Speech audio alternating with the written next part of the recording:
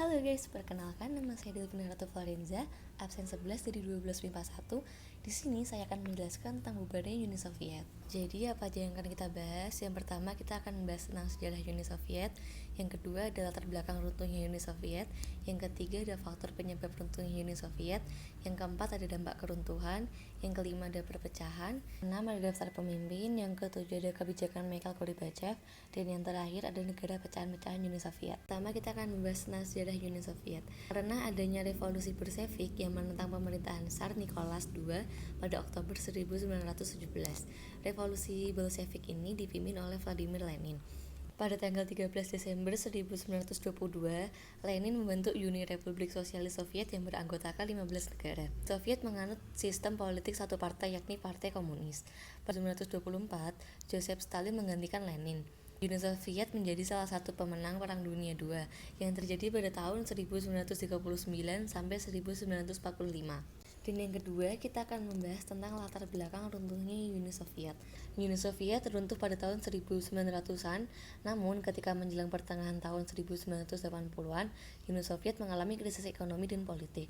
Kemerosotan ekonomi akibat korupsi dan bobroknya meritokrasi serta budaya politik yang makin monolitik semakin memperkuat apatisme masyarakat. Yang ketiga, kita akan membahas tentang faktor penyebabnya. Faktor penyebab yang pertama ada munculnya ketidakpuasan kelas menengah dan kelompok elit terhadap penerapan sistem komunisme. Dan yang kedua, ada sistem ekonomi sentralistik yang diterapkan, menyebabkan susahnya pemerataan kesejahteraan dan perkembangan ekonomi daerah. Yang ketiga, ada korupsi di kalangan partai komunis dan pemerintahan. Hasilnya gerakan separatisme di negara-negara bawah Uni Soviet. Dan yang keempat, ada Presiden Mikhail Gorbachev dan Boris Yeltsin gagal melakukan perbaikan sistem pemerintahan komunis di Uni Soviet. Dan yang keempat, kita akan membahas tentang dampak keruntuhannya. Dampak keruntuhan Uni Soviet ini menyebabkan berakhirnya perang dingin antara blok barat dan blok timur. Munculnya 15 negara baru di kawasan Eropa Timur, menandai kehancuran sistem komunisme di dunia, menimbulkan krisis ekonomi di kawasan Eropa Timur. Dan kelima, kita akan membahas tentang perpecahan USSR.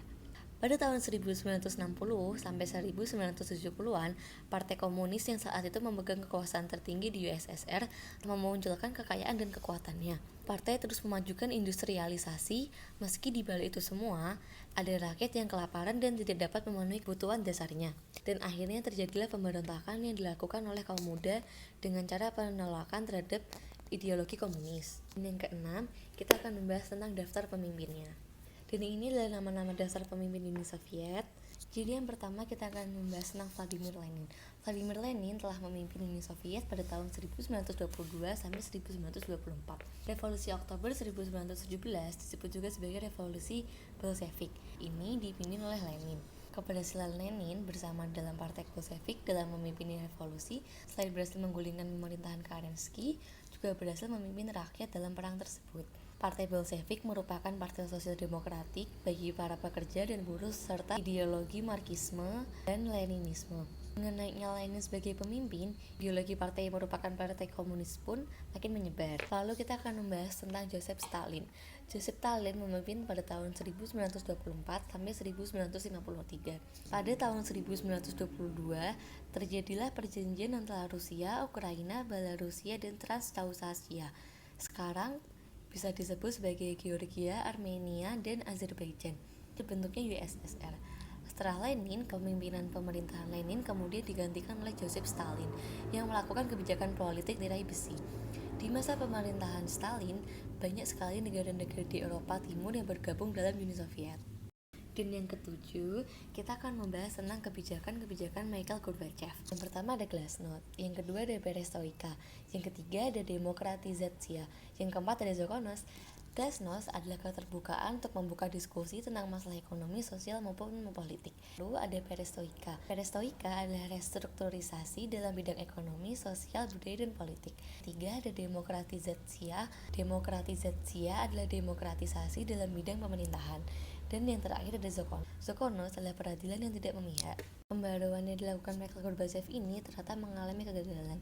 Hal ini dibuktikan dengan adanya situasi politik yang tidak stabil, situasi ekonomi bertambah buruk, kehidupan sosial semakin buruk, dan terjadinya konflik antar etnis dan gerakan separatis. Gerakan separatis ini ditandai dengan Mikhail Gorbachev dikudeta oleh Gennady Yanasev pada tanggal 19 Agustus 1991.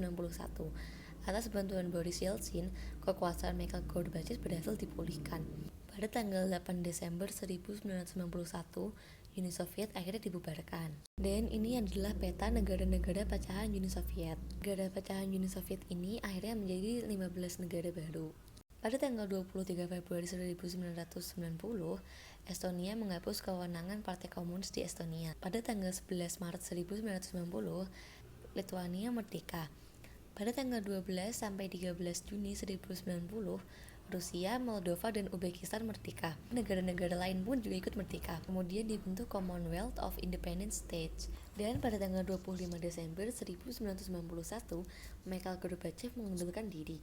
Dan ini menandakan berakhirnya Uni Soviet. Jadi itulah materi tentang bubarnya Uni Soviet. Semoga bermanfaat dan apabila ada kesalahan mohon dimaafkan. Bye bye.